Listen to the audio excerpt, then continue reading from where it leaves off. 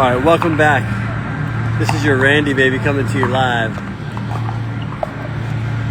as we follow Rick Barry's quest to win his 4th Triple Crown. Second call for players in a major tournament in 2024. Roxon and Rainey, your match was moved to court We're in round 3. Second call, court 18. Not sure what the score is here. They've switched sides though, so it's at least 8.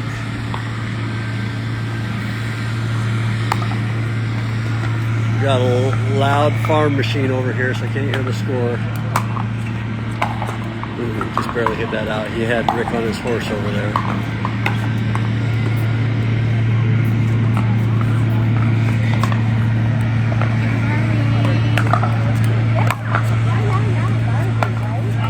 Ooh. So Rick won comfortably in the first match, won comfortably in the second match. It looks like he's breezing through this time.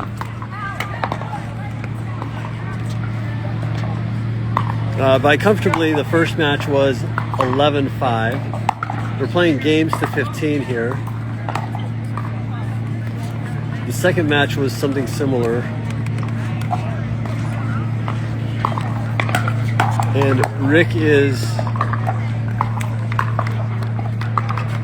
really, one of his strategies is to really ride that edge, that fine line between power and control on his serve. So you will see Rick miss some serves from time to time. But right there, that's what he's trying to do. Oh, we're match point right there. Rick is trying to make sure that his opponent cannot handle his serve. So he's trying to ride that line. He played with James Ignatowicz, who says that you need to have more power.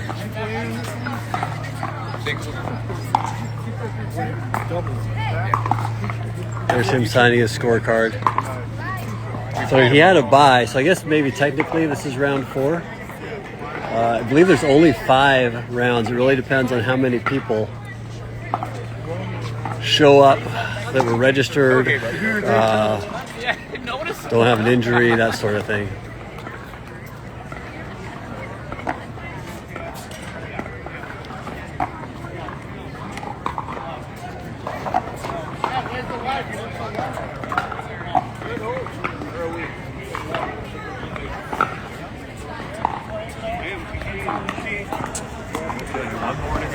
One more to go. So this would technically be round 4, I guess, since you had a bye, right? Yeah. This will be, this is the last one. So if I win this one, we get the gold.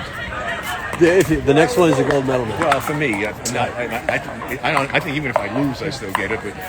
But if I win, I get it for sure. Yeah. Well, I know you a little bit here. You want to win, go out winning. Well, I certainly don't plan on losing. Yes. All right, here we go. Oh, this lady says that. I think you left a few things. You may be coming back for him. Yep, thank you. Oh, I didn't want you to leave inside. Thank you. You're watching the Randy Baby Pickleball Show. And we are following NBA legend Rick Barry in his quest for his 4th Triple Crown in the year 2024. Triple Crown being gold in singles, doubles, and mixed. And one of the ladies here, I'll introduce you to her later, says that you taught her how to put her socks on correctly. She says that there's a YouTube video out there with you showing people how to put their socks on. Maybe it was shoes, maybe it was... Maybe putting my gold sleeves on the right way. Okay. I don't know about socks. Maybe she has you confused with some other tall, debonair guy. Jack socks. What's that? Maybe Jack socks. Maybe, yes. All right, so we'll get over here in the shade here. That was a pretty easy game you had there for a fourth round. He's he's in a much lower skill level, and so I mean, I feel badly, but I'm not to the point that I'm going to screw around. So I mean, it was in a way good. It's good that I didn't have somebody really good after sitting for so long. At least I got a chance to hit a few balls, and I wouldn't have to wait as long. Right. Yeah, what was that? Badly. Was it 15-0? Yeah. Okay. When you're, because the tendency is to kind of take it easy, right? Because No, you're you can't considering do that. somebody's You see, emotions. You really can't do that. I mean, because that's when you get yourself in trouble. You can't let down. You got somebody. You just got to bury people, because in sports you can't do that. That's what happens a lot. They think a game's over. You got a big lead. It's not over, like you say, like Yogi said. It's not over till it's over. Right. Yeah, and you got to keep. Don't give them a chance. I mean, you got somebody down, bury them. Don't give them any hope whatsoever. I mean, that's just the way. That's when you're competing. This is not like we're out there socializing. Well, this is a major I tournament. mean, this is a tournament. Yeah, I want to win, and I'm not going to take it easy on them. And that's just the way you have to play when you compete. It's kind of, I don't think it really matters the sport, whether it's pickleball or basketball. It doesn't matter what the sport somebody's is. over there, they can catch the ball just right out here, and you're not going to be able to do anything with it if you don't put the ball away. And crazy things happen. Jim Hackenberg, who's like a Hall of Fame great player in 75 to 79 age category. And the Jim US, Hackenberg? Jim Hackenberg. In what sport? For our audience. Pickleball. This is in Pickleball, pickleball. okay. He's a great Hall of Fame pickleball player, and he played in USA Pickleball Nationals, and in one of the matches, one of the players, he got beat 11-0. I mean, not Really? in my wildest dreams. I mean, you would tell me that Jim Hackenberg would lose 11-0 in any pickleball game, I would say not a chance in the world. I mean, there's no way that I would take that bet, and he lost 11-0. And I watched when I was doing stuff with the PPA, with Medicaleaf and with Aloe MD, the products they had when they were sponsors back years ago. I watched Riley Newman and his partner up 10-1 to the Johns brothers. Oh. They took a timeout, and the Johns brothers wound up winning. Yes. I mean, so it was crazy. I said to Riley afterwards, I said, Riley, I know you're not going to want to hear this. I said, but for me to see that was actually a good thing, because if it can happen to you, I know it can happen to me. And so you really have to keep your head in the game.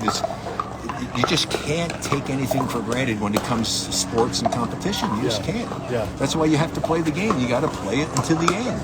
You've seen so many crazy things. I mean, the Warriors just blew a 10-point lead late in the game in Denver. I thought they were going to win the game against the Nuggets and wound up losing.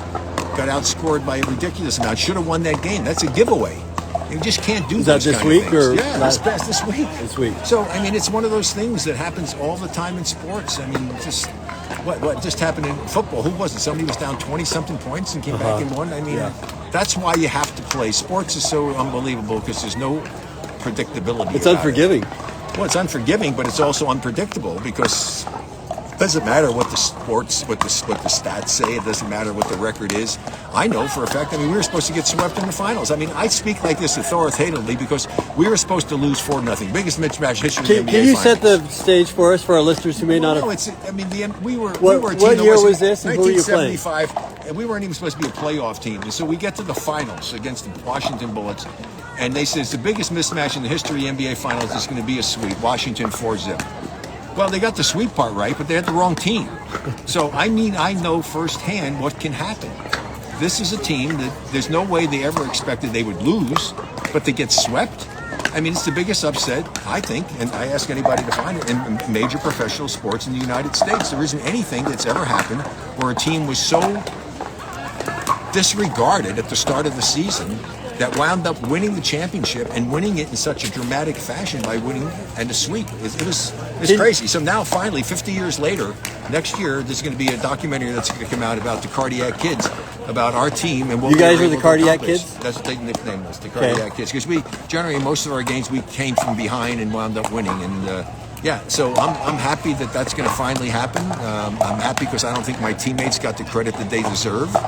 I was. Could you shout them out right here? Who were your teammates on the team? Well, I mean, Phil Smith was a rookie, in backcourt, and he started with Butch Beard, who was our point guard, and Charles Johnson was another one who came off the bench, and Charles Dudley was another one of our reserves. Jeff Mullins was our other veteran guy who came off the bench, and then we picked up Bill Bridges at the end of the season, and we had Steve Bracey, who was another player that didn't play very much. Frank Kendrick was another guy that was let go to Bingham Bridges to have some experience for the series against Chicago, because he was a tough defender and could guard Bob Love. And then we had the two-headed monster at center, George Johnson and Clifford Ray. Clifford started, George would come off, George blocked shots, and so we had a great, combination of guys for center. And then Derek Dickey was another, our power forward, and Jamal Wilkes, another rookie, was rookie of the year. All off the top of your head. Look at this. Yeah, I mean, these guys didn't get the credit they deserve for what we accomplished. So I'm hoping when they were doing the document, I said, what's the story going to be? If the story's going to be talking about our team and how these guys didn't get the kind of recognition they deserve for what we as a team accomplished, I want to do this. I mean, I was trying to get it done myself.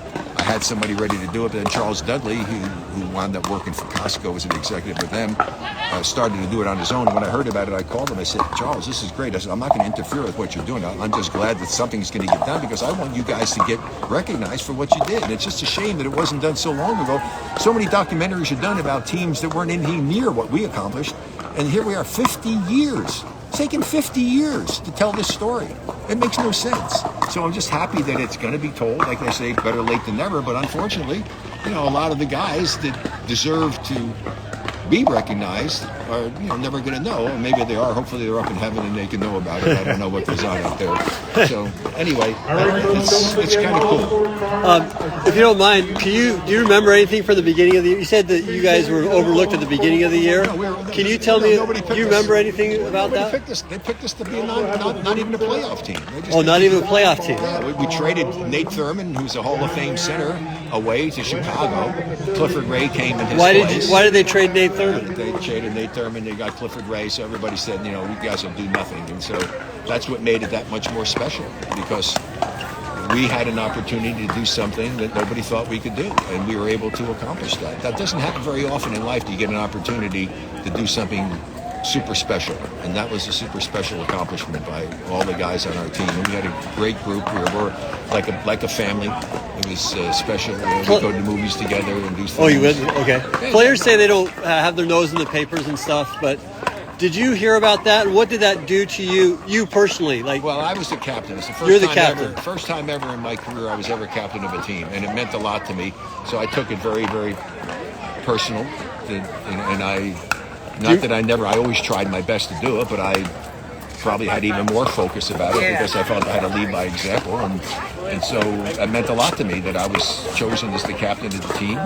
And you were chosen by your other players, your teammates. So it meant a lot to me, and I was able to do what I set out to do, which is to, I didn't think at the beginning that we'd win the championship. I mean, You didn't think you would? I thought for sure that they're wrong.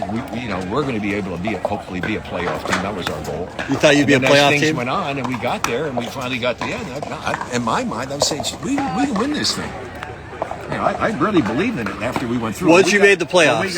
Once things went in the playoffs, and then we came back from me blowing a game against Chicago, and when was that? Game 7. Was that regular season? No, in the playoffs. In the playoffs. We had to go to a game 7 in the playoffs at home, fortunately. How did you blow the game? Was it at Chicago? I could have held the ball and the game would have been over. It was at Chicago. And Game 6? Was it game 6? Game 6. And I wound up trying to take a shot that I actually thought I traveled. I missed it. They wound up coming down scoring and beating us.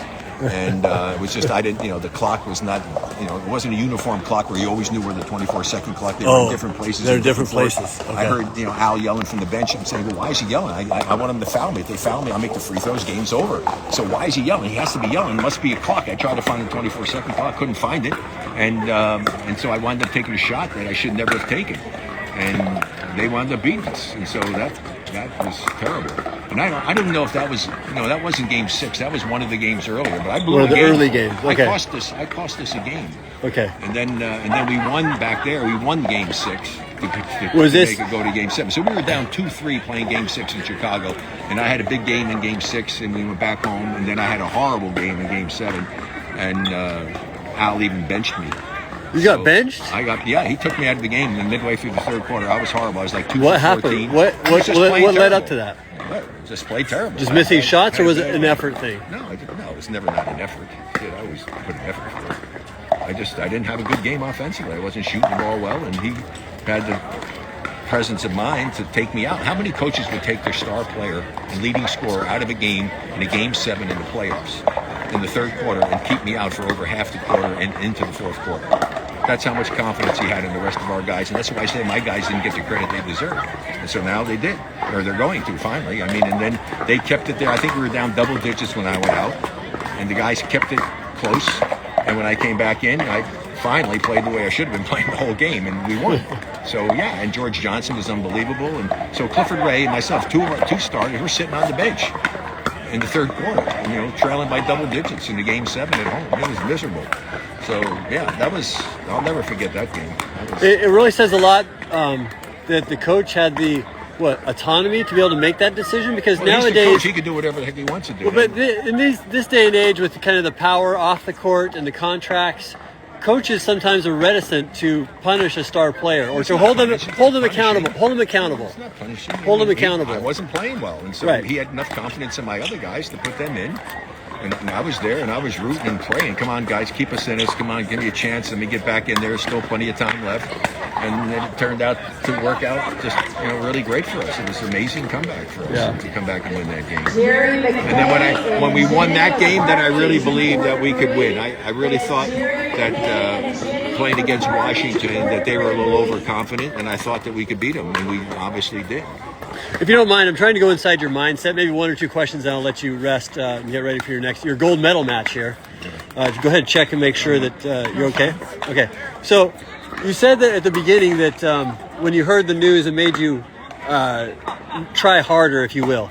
No, it's not try harder. I always tried as hard as I could. I always gave my best. Every time I put my uniform on, you got the best I had. Okay. Now, sometimes the best I had wasn't very good. I mean, that happens. You're not going to be perfect all the time. You're going to have good games, bad games. And I happened to have a really bad game. But I stayed focused, but I believed in myself. I mean, I can still remember the first shot I took after he put me back in the game. I was about 18 feet from the basket in front of our bench in the north side of the arena, northwestern side of the arena. I was open. I know the guys expected me to shoot it. Now I'm 2 for 14. Some guys maybe would have never shot it. I shot it. Because I knew I had nowhere to go but up. I was already going to be, back then the GOAT was the guy that screwed up. I had nowhere to go but up. I mean, if we lost, it was on me. I knew if we lost that game, it was on me. And so I had nothing to lose.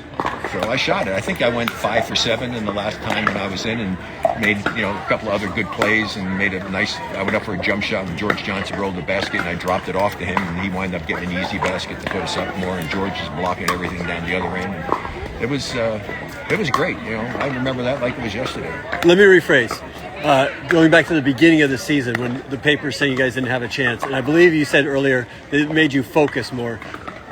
What does that mean? Do you have more incentive? I'm always focused. That's the biggest difference. Is that the difference between a good player and a great player? Great players know how to stay focused for extended periods of time. A lot of it's very hard in sports to stay focused all the time. How do you stay focused? You just have to learn. There has to be something inbred that you have to learn how to do it. I can't tell you what it does. What works for me might not work for you. So you got to figure that out yourself. But that's a key element, and that comes down to number one thing. If you don't believe in yourself and have confidence in yourself, you're never going to have that kind of. You're never going to have the chance to be able to do what I did if you didn't have confidence in yourself. You got to believe in yourself. You really do. And know what it does? That eliminates the biggest word in sports lexicon that I can't stand is pressure. There is no pressure when you have confidence. Billie Jean King's famous quote. You have no pressure when you believe in yourself, because you know that you're capable of doing it, and you believe in yourself. And I always believed in myself. I was a supremely confident person, which a lot of people call arrogance. So arrogance. Arrogance is when you don't have confidence in yourself. It's like a camouflage mechanism. I think arrogant people are not confident people. Right. I can see that. But confident people scare the hell out of people. They really do. Because if you don't know and have the ability to feel that way about yourself, you don't understand what it is. You really don't. And you look at it and you think it's maybe arrogance. I don't feel I'm any better than somebody else as a person. I sure as hell feel that I'm better than somebody as a player, but not as a person, which is a big difference. Right. Do you remember, last question, we'll get you out of here. We have some people joining us here online. I want to say hi to Amir, who's jumped in here, and Serge, who's jumped in here as well. Amir, let me know if you have a question for Mr. Rick Berry here. Was there a point in your childhood where you got that confidence, or can you remember a time where you didn't have your confidence, and maybe over as you were a teenager or into your 20s? It can be on or off the court. one thing about it is I don't know. It's just I think you just have to either have it or not, and you just have to be willing to put the time and the effort in. And I played all the time. I mean, even in high school, I can remember when I finally decided to do basketball instead of baseball because I was a better baseball player. Oh, you were a better baseball I was an player. all-state baseball player. I was really good, and actually better than basketball. And so I remember it was summer after I decided I was going to focus on basketball before my junior year. That summer, I would go to the park in the summertime. My mother would fix lunch for me after I had breakfast, and I wouldn't come home until dinner time. And if nobody was there, I just practiced all day. If somebody came, I played all the time, practicing, working. Why? Because that's how you get confidence in yourself. You keep doing it over and over and over again, and you get good at it. And then you start to believe in yourself. And so I had great belief in myself. And it came through putting the time and the effort for it. Now, obviously, I was blessed with some God-given natural talents and skills and taught the fundamentals by my dad, which helped tremendously. And, that's the thing. And the same thing, you can never be afraid to fail. People are afraid to fail. I mean, failure is the fastest way to learn how to do something. I think there's no quote to anybody, but I think Failure is the fastest way to learn how to do something right is to do it wrong. So, and smart people, you learn by your mistakes. And failing at times can be helpful if you use it positively. Amir says here, he's watching. Say hi to Amir for me, if you will. Hello, Amir. How you doing? He says, thank you, Mr. Berry, for everything you've done for the game of basketball. Basketball legend, he has here. He writes to you. So, trust me, as much as you might have enjoyed watching me play, I enjoyed it a lot more playing, trust me. Very good. Hey, thank you. We'll let you get ready for your gold medal match here. We'll be back with more after this with Mr. Rick Berry. And you're listening to the Randy Baby and watching the Randy Baby Pickleball Show here live on Instagram. We'll be back with more after this.